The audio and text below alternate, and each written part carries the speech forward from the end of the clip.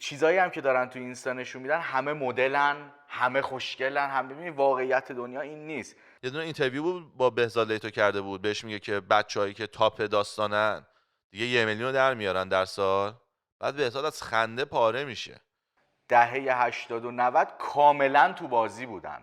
اینو کردیتشو به من بدین. اینی که دیر زن بگیرین یا توی کالچر ایرانی من شروع کردم. دوست پسرشو برداره بیاره خونه، نبره 1000 جایی که من نمیدونم کجاست. آقا میدونی اولین باری که من ماماکو پسر بیاره بهش چی میگم؟ آقا نظرت راستی چیه؟ عمو سهیل، حالا خارج از این صحبت ها نظرت راجع به این بچه‌هایی که گرفتنشون همه بلایند دیت و این چیزا زدن چیه؟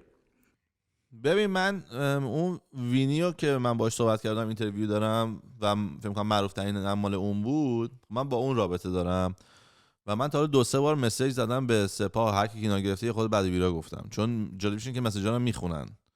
چجوری به کجا مسیج زدی؟ به اینستاگرامش خودش، اون که زده الان پیج به آها، دلیل آره. سپاه گرفته شده. دست اوناست مگه؟ فکر کنم دیگه دست کی خوشه. نمیدونم والله، من تا حالا این اتفاق برام نیافتاده. چون هیچی پست همه پستا رو پاک کردن، یه عکس گذاشتن که میدونی مثلا من رفتم اونجا پیجم کلا بستن تموم شد. اینکه یه عکس بذارم پیش نیومده برام، نمیدونم چی میشه. آره نه من فکر میکنم دست خودشونه، چون پیجایی که مثلا عدداش بالاست رو نگه میدارن چون فهمیدن ارزش داره دیگه، به این نمیبرنش. مثلا تو رستوران زن بی حجاب بیام یا رستوران آتیش بزنم، میگه خود رستوران آتیش نزنین دیگه، حالا اکانت که اکانت خوبی دیگه. ببین ولی یه تکونی دادن ها کیا؟ همین بچه‌هایی که این محتوا رو ساختن. حالا کاراکتر خودشونو که من نمیشناسم، اطلاعاتی هم ندارم، ولی ببین تفکرات جوونا تو ایران اصلا رفته یه سمتای عجیب غریبی. یعنی ببین زامبی همه زامبی جالبی شدن. ببین یه چیزی بگم، فکر میکنم الان خیلی بدتر هم شده. من که بچه بودم ما نمیدونستیم دنیا چه خبره، خب چون که کشور ایران قانوناش متفاوت بود از خارج از ایران و ما دنیا رو از فیلم‌های هالیوود میفهمیدیم. یعنی تو زمان ما اگه مثلا تو 40 سال پیش بزرگ میشدی، تو مهمونیای من که مثلا من تینیج بودم 2-3 نفر میومدن میچرخیدن، ملق میزدن رو سرشون میچرخیدن، یه یارو بود پاشو میزد به دیوار بعد میزد به سقف ملق میزد میومد پایین، یعنی 3 تا جا پا میذاشت تو خونه. وقتی میگم مامان میگه تو سقف کی پا گذاشته؟ خب ما فکر میکنم که مهمونی خارجی این ریختیه. بعد من که اومدم اینجا رفتم شروع کردم مهمونی اینا رفتم، مثلا 50 تا مهمونی رفتم، از در وارد میشی کفشاتو در میاری میری روی مبل میشینی دیوونه ها. بگم این چه وضعشه؟ من فکر کنم شما پارتی میکنین. بعد نگو که ما تو فیلم اینا فیلم دارن میسازن دیگه، تخیل تکنیکلی مثلا داره میگه خفن ترین پارتی چه میشه به تو فیلم بذاریمش. ما پارتیمون ریختی بود. حالا الان همون اتفاق افتاده خیلی وسیع‌تر، چون مثلا میگم یه یارو اون موقع تو رشت فیلم امریکن پایو نمیدید سال 2000 25 سال پیش، میدونی نه دیویدی پلیر داشت نه دسترسی داشت بهش نه میتونست بفهمه چی میگه، مثلا نمیدید. ولی الان همه اینستاگرام رو دارن و همه دارن بهشون یه چیزی فید میشه که اشتباهه، مخصوصا که دیگه همه دارن رو اینستاگرام فکر میکنن. چون این تو یارو یه استوری اومده بود بیرون همین هفته پیش که میگفت دوست پسر دوست دختر یا زن و شوهرایی که از همدیگه زیاد چیز میذارن رابطهشون افتضاحه. اونایی که یه کوچولو میذارن اوکی ان، اونایی که اصلا از هم هیچی نمیذارن عاشق هم دیگه. خب بعد من تو اینستاگرام النا یک بارم نیستم، تو فیسبوک النا یک بارم نیستم، یه بار. میفهمیدن چی میگم؟ بعد اینجا بودم واو چقدر جالب. بعد اینا که همه صبح بلند میشن با هم دیگه لباس میپوشن، اینش نشون میده، بعد عینک رو با هم پپق میخوره رو هم دیگه، کفششون میره جلو دور می، بعد تو ماشین فلان نشون میده، سقف نداره یعنی ماشین خفن ولی نشون نمیده ماشین چیه. بعد میری میفهمی مثلا همین یارو رو هفته بعد گرفتنش به خاطر اینکه داشته زنشو کتک میزده، بعد زنش هم نمیتونه بره درش بیاره چون ماشینشون رو بردن چون پولشون رو ندادن. ببین داشتم چی میگفتم؟ گفتم خیلی چون یه ذره از فضای مجازی که دور شدم خیلی به این موضوع فکر کردم که چقدر آدما تغییر کردن تو این چند وقته. این دخترها خیلی راحت بهت بگم 90% دخترها الان دنبال اون 10% پسران که همه چیشون آن پوینت خفن عالیه و اون 10% پسرا اصلا هیچ کار خاصی انجام نمیدن چون سرشون دعوا داره میشه، یه روز با این یه روز با اون، میدونی. بعد این باعث میشه که در آینده ما یه سری پدر مادر در و دیوونه داریم که انقدر تعدد رابطه دارن، انقدر باورهای همه دنبال اینن که بنز بی ام و، یعنی فقط مادیگرایی، فقط چیزایی هم که دارن تو اینستا نشون میدن همه مدلن، همه خوشگلن، همه. ببینید واقعیت دنیا این نیست. الان ویدیوهای اشتون هالو میبینی دیگه، داره میدوه، خیلی بدن ورزیده، توی مثلا آب $50 میخوره طرف. واقعیت دنیا این نیست که اون برای اون کار داره پول میگیره. یا اون آدمی که میاد تو بلایند دیت میشینه یا توی اینستاگرام تو داری میبینی همه دارن اونو، میلیون ها آدم اونو میبینن و میلیون ها آدم میگن کاش ما این بودیم، در صورتی که واقعیت دنیا این نیست. خانواده های ما چقدر خوشحال تر بودن. چرا؟ چون نمیدیدن متر مقیاس دستشون نبود که هی مقایسه کنن خودشونو، حالشون بد. مقیاس دروغ. مقیاس درست شاید اوکی باشه، این مقیاس دروغه، همش فیلمه. دقیقاً مقیاس دروغه. بابا یه یارو بود کارش این بود که توضیح میداد چطوری مامان خوبی باشی، معروف بود، چند میلیون 7 میلیون فالوور، هم چند فالوور زیاد داشت، کارش این بود توضیح بده واسه. بعد ازش یه روز یه بچه میره در خونه یه نفر میزنه، میگه زنگ بزن پلیس، من گشنمه، مامانم به من 2 روز غذا نداده. بعد پلیس میبینن بچه این یارو است، بعد میرن تو خونه میبینن با همه بچه‌ها این کارا رو میکنه. یعنی مثلا میاد بعد از فیلماشو دادن بیرون، اینجا نشسته میگه من و پسرم برای سومین بار داریم مثلا میریم اینجا، مگه نه سهیل؟ بعد سهیل میگه بله داریم میریم. بعد یهو ازش میگه مگه بهت نمیگم بخند؟ بعد میگه مامان انا عصبانی ام نمیتونم بخندم. برام مهم نیست عصبانی، فیلم بازی کن. سلام بچه‌ها، روز سومین باره که داریم واسه دوباره همونو هی میگه. بعد مثلا 10 تا تیک میگیره تا پسر یه دونه بخنده، بعد اینو میذاره رو اینترنت، بعد تا تیکو میگیره پسرش مثلا که کاری کرده بود پسرا رو 8 صبح میفرسته بیرون تا 8 شب باید تو باغچه کار کنه، بهش آبم نمیده. مثلا تو این لول مامان سایکوه. بعد این کوین این بود که چطوری مامان خوبی باشی. میدونی فرقو میفهمی یعنی چی؟ یعنی مثلا هیتلر بیاد بخواد بگه چجوری جویش‌ها رو دوست داشته باشیم. یعنی اصلا میگه آقا تو که اصلا دیوونه‌ای. واسه این اینستاگرام اینه. من آدمای اینجا خودم مثلا باشون صحبت میکنم که تو آدمایی که مثلا تو زندگی واقعی میبینیشون، مثلا بچه‌ها تو فالوشون میکنن، من مثلا خودم زندگی واقعی میبینمشون. بعد منو مثلا یارو میبینه میگه که این یارو که دیگه توپه. بعد میگم نه. حالا برای که مثلا پوینتام برسم، یه دونه اینترویو بود با بهزاد لیتو کرده بود، بهش میگه که بچه‌هایی که تاپ داستانن دیگه 1 میلیون در میارن در سال. بعد بهزاد از خنده پاره میشه، میگه دود مثلا 95% آفی. میگم این نه مثلا حالا 1 میلیون نه اینا 3 رقم، اینا 6 رقمی نمیبینن. خب ولی چرا یه نفر که داره اینترویو میکنه 1 میلیون میپرسه؟ چون انقدر شروور دیده.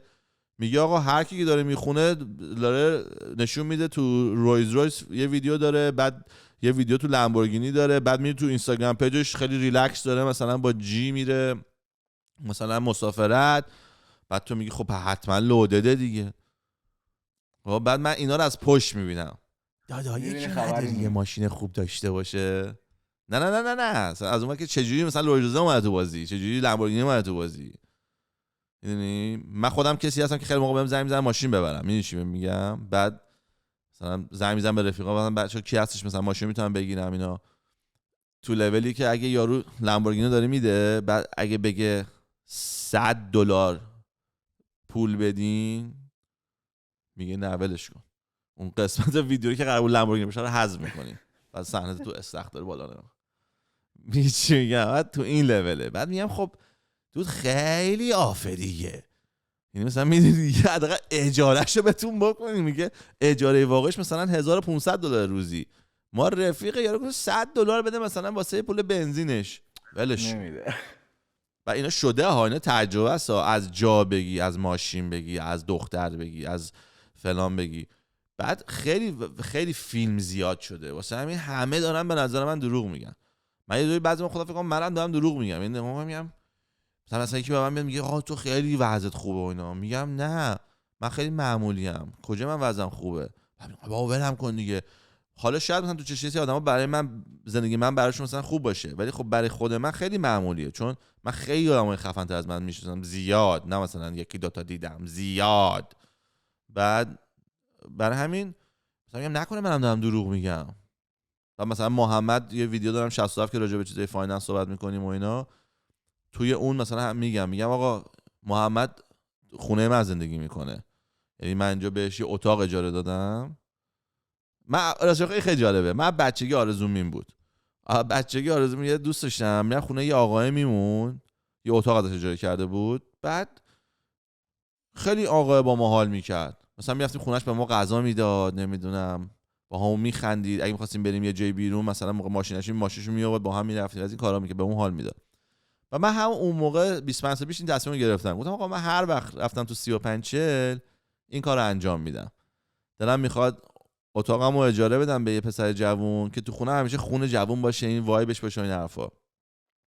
و به النا گفتم که النا پیر بشیم بچه‌ها بره میریم خونه بزرگ میگیریم، به مثلا 5 تا آدم 5 تا پسر اتاق خونه رو اجاره میدیم، که میری پایین خونه سر صدا باشه، بهشون میگی مثلا پارتی بیارین حال و کنیم که انرژی جوون تو خونه باشه و حال کنیم.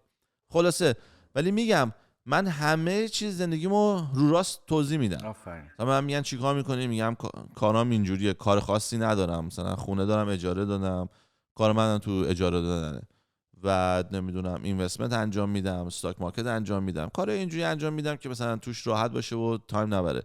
ولی میگم مردم که بیرون میبینن بعضی موقع یه اکسپکتیشن دیگه ای از من دارن. حالا پوینت هم از این حرف چیه؟ تو اصلا نشون ندی، وقتی که تو دید باشی آلردی میبرنت بالا. یعنی منی که میشناسم آریا رو، که مثلا میدونم آریا پول نداره اجاره خونش آخر ماه بده 100%، وقتی میرم نگاه میکنم میبینم آریا مثلا 700,000 تا فالوور داره، میگم خوبه وضعش دیگه، اصلا یهو یه وقت خودم میگم تو که دیگه میدونی. ولی میگم تو آردی نشون نده، تو مغزت خودتو گول میزنه، میگی این یارو تو جمع 100,000 تا فالوور داره، انقدر ویدیو درست کرده، اینو میشناسه، خب این که دیگه حتما پول داره، ولی اصلا ربطی نداره، میدونی؟ حالا چه برسه من بیام به تو بگم ببین من پول دارم، ببین ماشین من دراش اینطوری باز میشه، او ببین پسرم میره تو کلاس فلان و کلاس فلان و کلاس فلان، او ما 4 ماه در سال میدیم کالیفرنیا اشغال میکنیم. خب من هی میام اینا رو بکنم تو چش یارو، خب یه کار پول داره دیگه، میفهمی؟ بعد خب منم خوشم میاد یخم بیرون در واسم باز میکنن، جای خفن دعوت میشم فلان بسال. یه چیز جالب که الان پیش اومده، یعنی اینو من از سیگنالایی که از ویوها میگیرم، شاید حالا خودت بدونی شاید هم ندونی، ولی اینجا میگم که بچه‌ها هم بدونن. این نسلی که اومد، من خودم مثلا آموزش میدادم، میخوام یه نکته‌ای داری که میرسه به همین حرف خودت.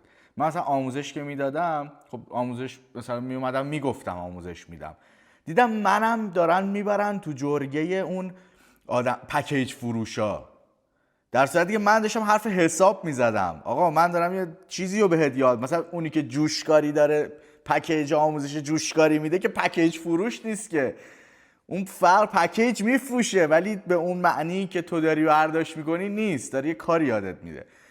بعد درآمدم هم خوب بود از این راه، ولی دیدم باز دیدگاه ها غلطه، باز گفتم اوکی نمی کنم. بعد وقتی این کار رو روی همین یوتیوب جدیدم شروع کردم، اومدم همه چیه واقعیت خودم رو دارم میگم. و اول جدا این که خودم یه حس خوبی دارم، میخوام اینو بهت بگم، انقدر در یه بازه زمانی بلایند دیت ها، محتواهای اکس دیت و همش دخترای خیلی خوشگل و خوشیکل و پسرای خیلی خوب، میدونی همش چیزای اگزاجره انقدر دیدیم و تیپا هی رفت اون سمت و اینا، و لای اونا هم یه سری پکیج فروش اومدن یه سری دروغا گفتن، فهمیدیم که هم صحبت ها دروغه، هم تیپ و استایل و تعریف هایی که دارن میکنن دروغه. یعنی ما نه، اون بچه سنا شاید باورت نشه ولی الان یه 18 ساله کاملا میدونه که کی داره دروغ میگه کی داره راست میگه، اگه یه ذره مخش کار کنه ها. بعد این آدما خیلی قشنگه. یعنی پوینت خوب قضیه، اتفاق مثبت اینه از ویوها دقت کنی. الان ویوهای محتواهای زرد، لباسمون رو نمیگم، محتوای زرد خیلی اومده پایینتر و دقت بکنی یه سری آدمی که دارن راجع به توسعه فردی حرف میزنن یا حتی محتواهایی که در گذشته ساختن داره ویوهاش میره بالا. این یعنی سیگنالی که نسل بعدی، نسل بچه شما کاملا آگاه به درست و غلط و احتمال اینکه یه آدم عملی یا آدم با طرز فکر غلط باشه خیلی کمتره. میدونی چرا؟ به خاطر اینکه نسل دهه 60 نسلی بود که ببین استثناء وجود، تو خودت استثنایی ها، ولی توی تکنولوژی گیر کردن، بین سنتی و مدرن موندن، نمیدونستن باید چی کار کنن، یا خیلی عقیده های عجیب غریب داشتن یا فلان یا اصلا هیچی. نسل 70 یه جوری شد که خودشو تقریبا تونست وفق بده. چرا؟ چون ما مثلا تو 13-14 سالگی اینترنت و این چیزامون اومد، باز تونستیم یاد بگیریم. ولی 80 و 90، دهه 80 و 90 کاملا تو بازی بودن. یعنی قشنگ این کارن. میدونی کسی که از 4 سالگی فوتبال بازی کرده، با توپ آشناه، وقتی میشه 20-25 سالش میشه امباپه، این کار است. ولی ماها مثلا ته تهش میشدیم مرزاد معدنچی مثلا یه چیز دور. برای همین اینو میخوام بگم، نسل بعدی کاملا آگاهه و محتوایی که الان راجع به توسعه فردی و رشد ذهن و پیشرفت و سالم زندگی کردنه هی بیشتر میشه. الان دیگه ویوهای اونا داره میره بالاتر. یعنی هر کی توی این حوزه کار میکنه که آقا آدم بهتری باشم، یه مرحله خودم رو بهتر کنم. برایان تریسی میگه اگر امروز خودتو تغییر بدی، تو در آینده اصلا یه تغییرات عجیب غریبی توی تو به وجود میاد دیگه. تو خیلی میتونی امروزت فرق کنه با روزهای دیگت، نتیجه اصلا عوض میشه. و این آدم هم اینجوری هم. ببین من میرم این بالای خونه، یه پیست دوچرخه سواریه، میرم میبینم بچه ها قدیم، ببین مثلا 5 سال پیش همه تو پارک داشتن علف میزدن، الان میری میبینی خیلی هاشون دارن میدوئن، دارن ورزش میکنن و میری مثلا باش حرف میزنی میبینی این چقدر آدم پخته تریه. به خاطر همین فضای مجازیه که نمیره تو 18 سالگی طرف با ذهن بسته زن بگیره بعد بیاد بگه نشد و نه، کاملا آگاهن به شرایطشون. و اینو کردیتشو به من بدین. اینی که دیر زن بگیرین یا توی کالچر ایرانی من شروع کردم، 5 ساله دارم تو هر ویدیویی میشه میگم زیر میدونی که با منم همین کارو کردی دیگه. من یه کاری که من زن نگیرم و من واقعا منو خوشبخت کردی همون سال. دمت گرم. بخاطر من اینو شروع کردم مثل چی، یکی آقا سیو کنید واسه آیندهتون، هر $1 هر 10 سنت، تومن نه، طلا، دلار، بیت کوین، هر چی، این استاک اینوست بکنید، هر $1 چندین برابر میشه. همون تغییری که الان داشت آریا میگفت. اگه از امروز شروع کنی هر روز 2 دقیقه بدویی، مطمئنا سال دیگه از نظر دوندگی خیلی متفاوتی از امسال. اگه روزی $2 بذاری کنار، 1 سال دیگه از نظر اینوستمنتی خیلی جلوتر از الانیم. مهم نیست اگه فقط $700 جمع کردی، $1000 جمع کردی، مهم اینه که از 0 رسیدی به 1000. پس جلویی، اینفینیتی جلویی. کاری که کردی میدونی چی بود هم سوال؟ بذار من خیلی، چون ببین شاید یکی میاد اینجا میشینه، شاید هم باشه ها، ولی بیاد بگه آقا من مثلا باهات رفیقم. من خودم کسی بودم که تو پادکست قبلی بهت گفتم من خیلی حرفاتو گوش دادم. میدونی چی کار کردی؟ بذار دقیقاً نقطه زنی بگم. این که گفتی آقا زن نگیرین و تمام عمو و داییای ما گفتن، شما چیز جدیدی نگفتی که آقا زن نگیرین. چیز جدیدی که گفتی این بود که اومدی با منطق به زبون خود ماها که حالا 10 دهه کوچیک‌تریم یا 2 دهه اصلا کوچیک‌تریم، به زبون خود ماها با منطق، میدونی 2 تا 4 تا بود، نه زن بده، اینجوری نگفتی، اومدی با منطق توضیح دادی. بعد ما گفتیم خب داره درست میگه. بعد اومدی آینده و قبلش هم گفتی آقا وقتی نمیگیری اینجوری یه دونه صحبت داری میگی که آقا تو 40 سالگی هم تو باز زن بگیری، باز 30 سال میخوای چیکار کنی؟ 30 سال میخوای با یارو زندگی کنی دیگه. یعنی فکر نکن عقب موندی از چیزی. و اومدی درست توضیح دادی، ماها فهمیدیم. و تمام صحبتایی که شما و آدمایی مثل شما با پختگی اینکه سنشون بیشتره به ما گفتن، شده آدمایی مثل من، مثل شاید مثال میزنم کسایی که الان دارن محتوای انگیزشی و ورزشی و این چیزا میسازن، آدمایی که خب آگاه شدن. این حال خوبه از اون آگاهیه میاد. شما هم یک عنصری بودی توی این آگاه سازیه و خیلی چیز خفنیه. دمت هم گرم. همون یه قطره دیگه، میگم هر قطره مهمه، منم یه قطرهش آره بودم. واقعا. تو خیلی ها اینو نمیتونه. الان بابای من هم شاید یه سری صحبت داشته باشه بکنه، ولی نمیتونه، جسارتشو نداره بیاد جلو دوربین. اومدی نشستی صحبت کردی، خود واقعیت بودی. آره بچه‌ها من تسلا دارم، من خونه 4 تا، اینجوری نگفتی. خیلی خاکی. و مغزت هم عین خود نسل ماها دهه 70 دهه 80 مریض بود. این مریضی به معنای بد نه، به معنای خوب. سیک مایند بودی. ما میفهمیدیم طعن و کنایه هایی که میزدی و میفهمیدیم. برای همین خیلی آدم آگاه شدن که این چیز باحالیه دیگه. تو به اون رسالتت رسیدی، اینجوری بهت بگم. دمت گرم واقعا. دمت گرم واقعا، خیلی بهم حال دادی، مرسی. من بعضی موقع خود سرد میشم راجع به یوتیوب و اینا، نمیدونم چرا، بدون دلیل. این حرفا همیشه منو هوکاپ میکنه که دوباره برم. میدونی همین حرف خودمو بعداً گوش بدم دیگه. من یه نفرم بتونم کمک کنم که تو زندگیش هپی تر باشه، من کردم دیگه. و من بهم تو صورتم آدما اومدن گفتن که آقا ما خواستیم خودمونو از بین ببریم ولی به خاطر ویدیوهای تو نکردیم. خب من مثلا اینو که الان میگم موهای برام سیخ شد. یعنی مثلا اینو بهم گفت پشمام ریخت، گفتم دور مگه میشه؟ وقتی 2 نفر بهم گفتن تو یه شب، اونجا دیگه میدونی قشنگ گفتم دود تو اگر یکی امروز میگه 6 ماه دیگه، اونم برام هنوز جالب بود. ولی اینکه من چون من خیلی از خونه کم بیرون میرم، من که یه شب رفتم کنسرت، بعد توی کنسرت 2 نفر بیان با فاصله مثلا چه میدونم 40 دقیقه بهم این حرفو بزنن، به علاوه 30 نفر دیگه که دارن چیز خوب بهم میگن، اصلا یه گفتم که دود پس واقعا یه سری آدما دارن بهتر میشن به خاطر من. و من نمیتونم الان دیگه وایسم، مثلا این فکر وایسم واسه سرم بیرون کنم. شده ویدیو هم بشه به 1000 تا، من باید ادامه بدم چون 1000 نفر رو دارم کمک میکنم. و به قول تو باید به این فکر کنی که داری کار خودت میکنی، نه اینکه آفرین دیگه. این چیزی بود که ببین شما یه نفر بودی، همین آیسان اسلامی که من میگم، این آدم هم به زبون خودش خیلی چیزای مثبتی داره میگه دیگه. کی هستش؟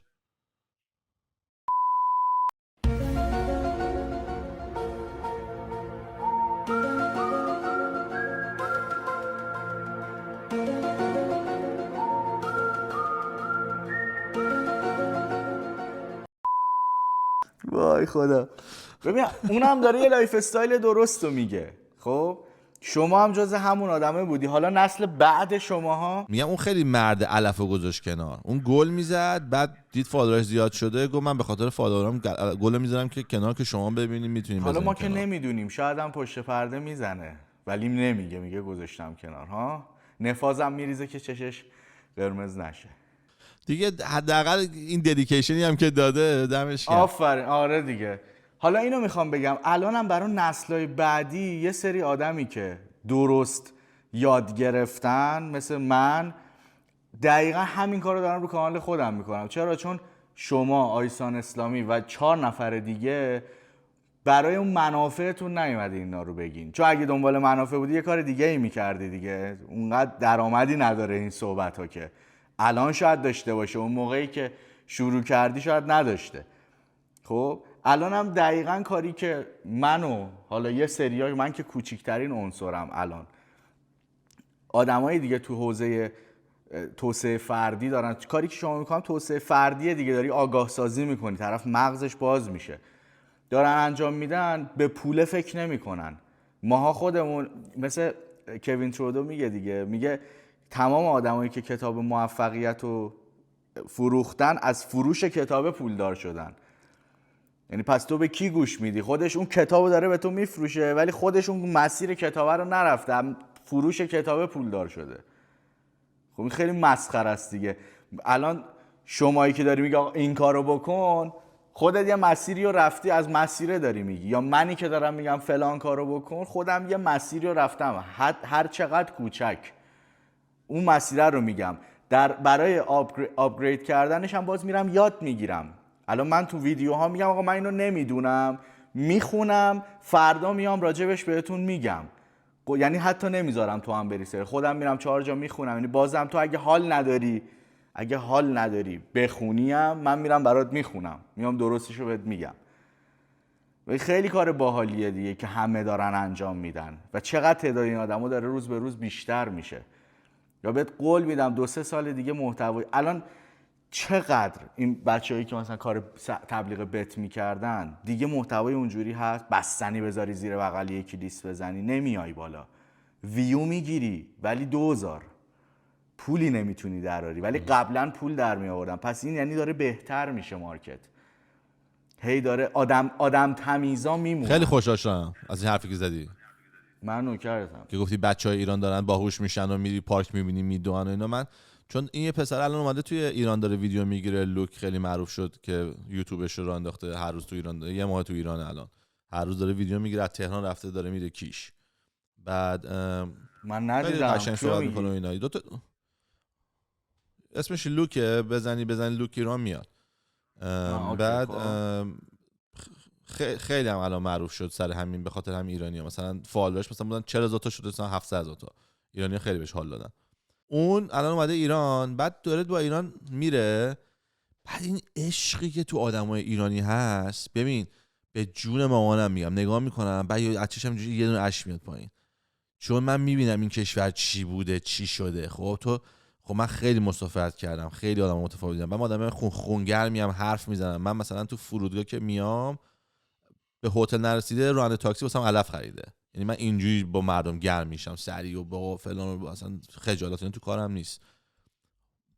حالا یه دفعه پسر 17 ساله است، یه بار یه مرد 65 ساله است، من کارم یکیه، میرم تو خط و ببینم داستان چیه. تو آدما رو خوبی توشون نمیبینی، همه هستن فقط واسه اینکه احتیاج دارن باشن. توی این ایران، تهران باشه، قشم باشه، کیش باشه، بندرعباس باشه، هر جا که میره مثلا میگم یارو مغازه داره میفهمه که تاکسی میخواد و فهمیده که انگلیسی بلد نیست، مغازه رو ول میکنه باهاش میاد میره اونور خیابون، که میبرتش اونور خیابون که بهش مثلا تاکسی رو سوارش کنه و خیلی قشنگه. یه چند نفرم سعی میکنن بکنن تو پاچش، خیلی کریزی نیست. مثلا میخوان $2 رو ازش بگیرن $4، میدونی، یعنی نیست دارن جیب یارو رو میزنن تو ما، خودشون دارن 2 برابر چارج میکنن. اونا منطقشونه که آقا تو که این راهو تو کشور خود میری $100 میدی، اینجا $2 $4 بده. این یارو هم دوست نداره بده، همون $2 میخواد بده. داستانش اینجوریه. ولی میگم کم میبینی که یه ویدیو ندیدی الان رو اینستاگرام مد شد، یارو پسر میگه فلافل چنده، میگه بکنم تو چونش. نه ندیدم. این الان ویدیو وایرال شد، فکر کنم اینو دیده باشی. میره توی مغازه، بعد همون موقع صاحب مغازه رو نگاه میکنه که بکنم تو چونش، که چون خارجیه نمیفهمه سریع داره چیز میکنه. ولی خیلی نشون همه شاکی شدن که این چه وضعشه اینا. و این خیلی برام جالب بود که میگم مردم ایران یه مهربونی و یه عشقی توشون دارن که هیچ جای دنیا نیست. بعد اینی که اینا تبدیل شدن به یه آدم، سه آدم، وقتی میگم تبدیل شدن دارم راجع به آدمای سن 40 50 و 30 صحبت میکنم. خب اون 60 به بالایی که شاه بزرگ شدن اصلا یه دنیای دیگه ان، الان زندانی ان. الان جوونام که تو توضیح دادی، من در این وسط رو توضیح میدم که با یه 10 20 سال از من بزرگتر و کوچیک‌تر باشن. اینا تخمی ترین آدمایی که من تو زندگیم دیدم. یعنی بدجنس، عقده‌ای، دنیا ندیده، نفهم، نمیدونم تو پاچه هم بکن، دروغگو، چاپلوس، تعارف الکی، یعنی تمام چیزایی که من روز اول اومدم از ایرانی بدم میاد توی اینا خیلی زیاده. حالا به خاطر تغییر کشوره، به خاطر نبودن مدرسه درست حسابیه، به خاطر نبودن پدر مادر، جنگ، خیلی دلایل داره، فقر، اینا همه کامبینیشن شده که ایران از اوریجش الان احمق‌تره از 40 سال پیشش. وقتی با آی کیو تست بری جلو، آی کیو اوریج کشور اومده پایین. بعد تو به یه سری آدمی که خنگ‌تر شدن داری مزخرف درس میدی، حالا توهم، خرافات، از اینجور چیزا.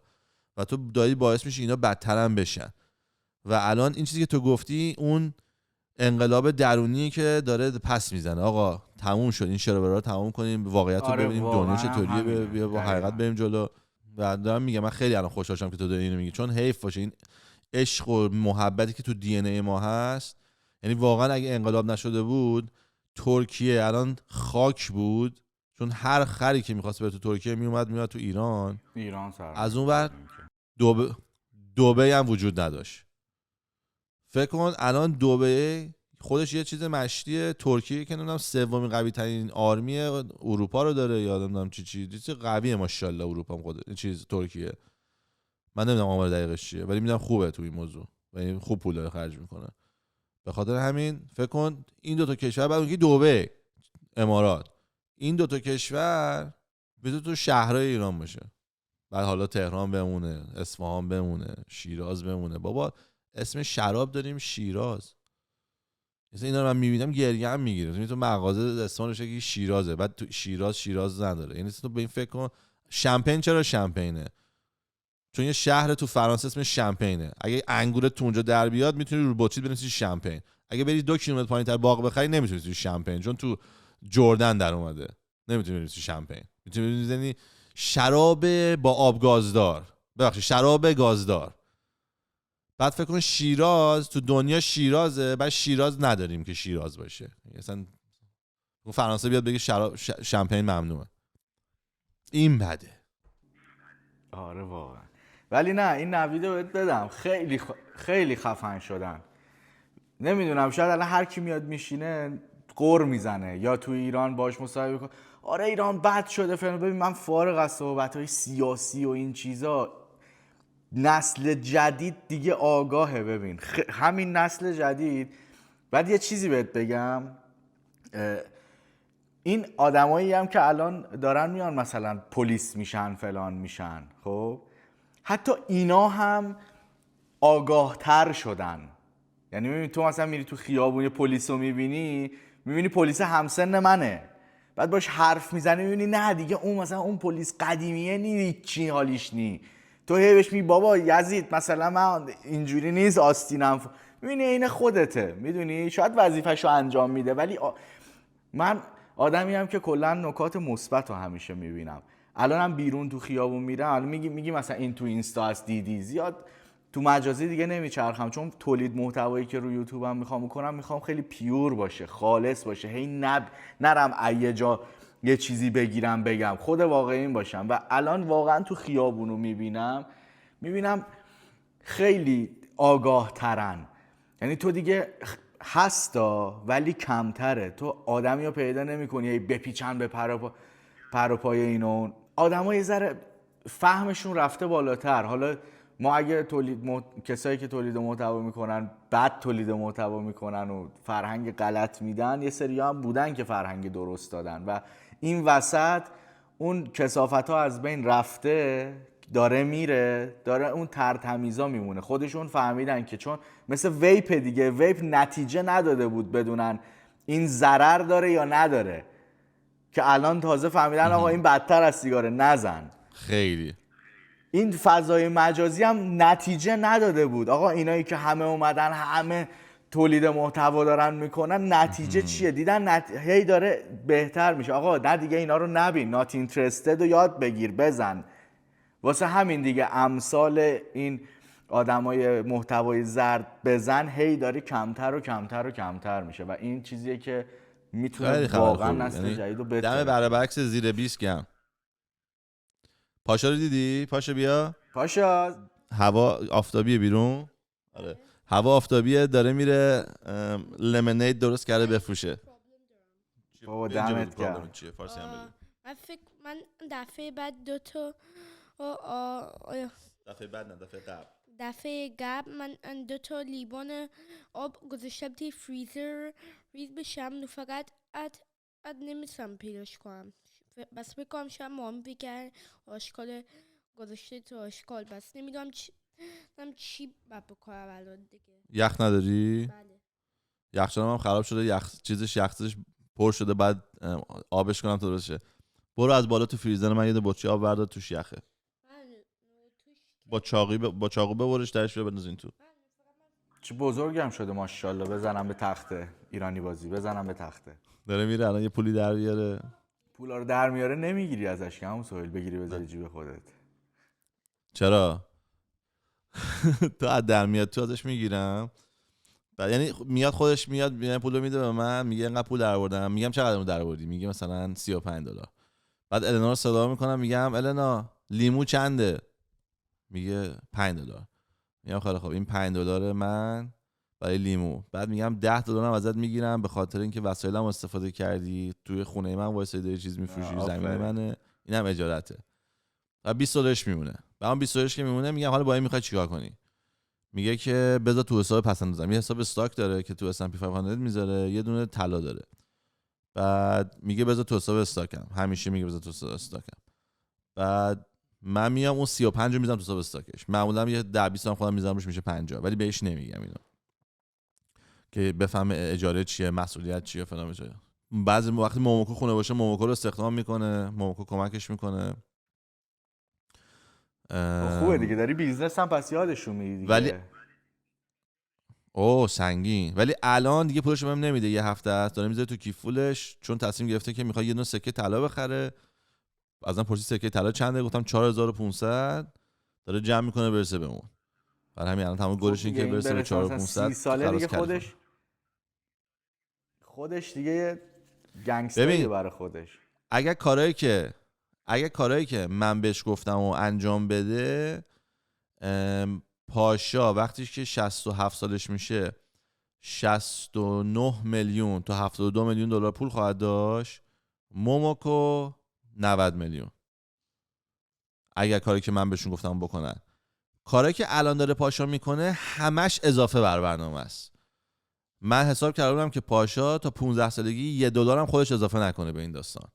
پاشا تقریبا داره سالی $2-3 هزار خوش اضافه میکنه. حالا یا کادو میگیره یا کار میکنه، میره زمین تمیز میکنه. النا میخواد بره جا مثلا خونه بشوره، مثلا میگم بشوره، خونه رو بفروشه، مثلا جلوی درش کثیفه، پاشا میبره، پاشا مثلا اونجا رو تمیز میکنه میشوره، بعد مثلا به پاشا ما پول میدیم که یاد بگیره، مثلا نه که یاد بگیره که به پولش برسه دیگه. مگه یه روزی خواستم بچه دار بشم همون سوال میام یه کلاس واسه من بذار اول که توضیح بده چجوریه.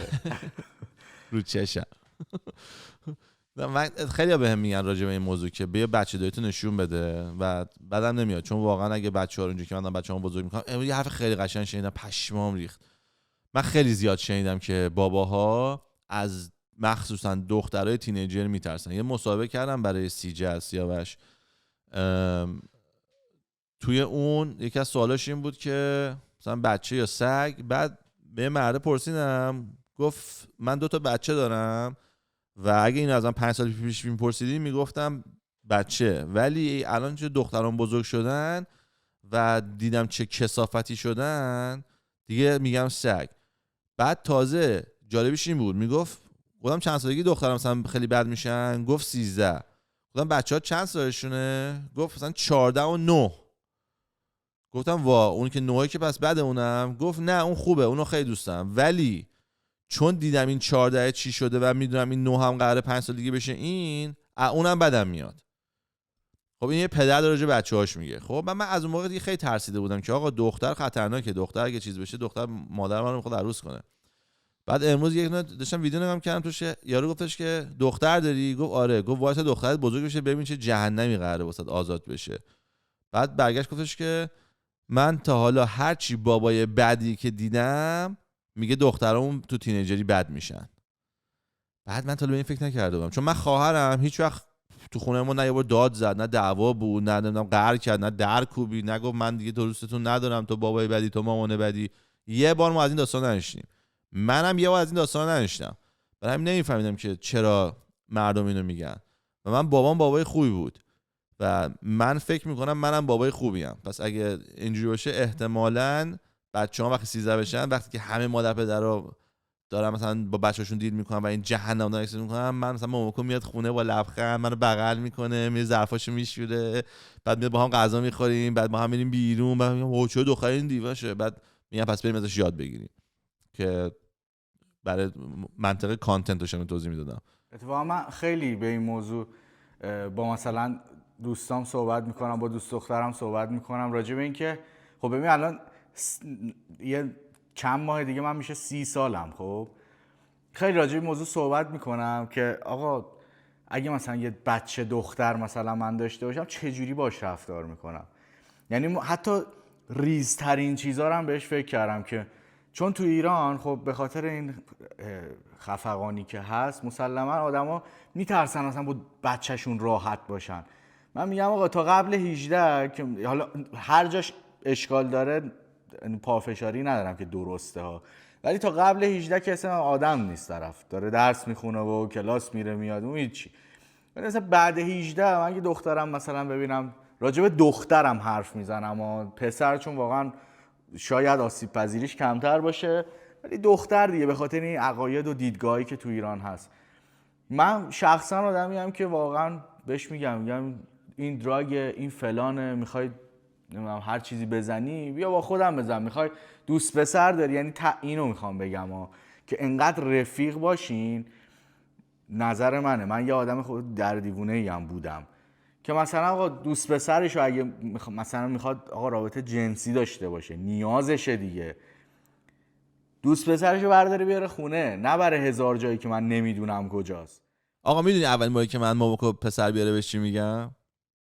پسرا رو نگه میدارم دم در، میگم ببین کاری ندارم کی میبریش کی میاریش کجا میرین چی کار میکنین، فقط هر وقت که برگردوندیش هر کاری که با اون کردی منم با تو میکنم. این خیلی همین. دارک شد که دیگه بردیش رستوران من تو میبرم رستوران، کردیش منم تو رو میکنم، یه تصمیم گیرنده تو. این خیلی دارک شد. نه من ولی بهش میگم، من مثلا عقیدم اینه، میگم آقا دخترم مثلا میخواد با دوست پسرش بره بیرون، بهش میگم بیا این کلید ویلای شمال، اینم مثلا پول نمیخواد هزینه تو کسی بده، خودت برده یارو رو ببر، هزینه یارو رو هم بده، سرت بالا باشه، گنگ تو باشی، نمیخوام اون گنگ باشه. بعدن هم آقا تش یعنی انقدر رفیق باید باشه آدم با بچهش که اصلا نمیدونم گل زده و سیگار کشیده اینا رو که اصلا هیچی، انقدر باید راحت باشه.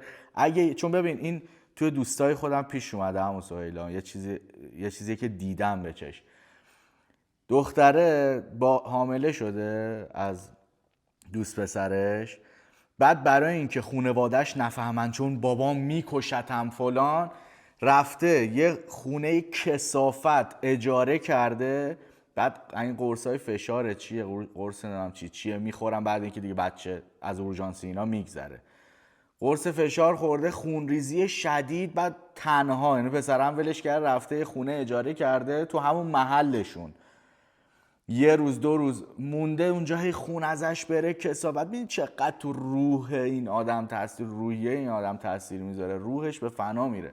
من میگم مثلا تاشم آقا این اتفاق افتاد، تو باید یه جوری رفتار کنی با اون دختر که تو این اجتماع پناهش تو باشی، نه کس دیگه، نگه برم به بابام. آقا بدترین چیزم بیاد آقا تاش اینی که حامله شده دیگه، تو بهش برسی تو تخت خودش بهتره یا یه عزگل دیگه معلوم نی کجا.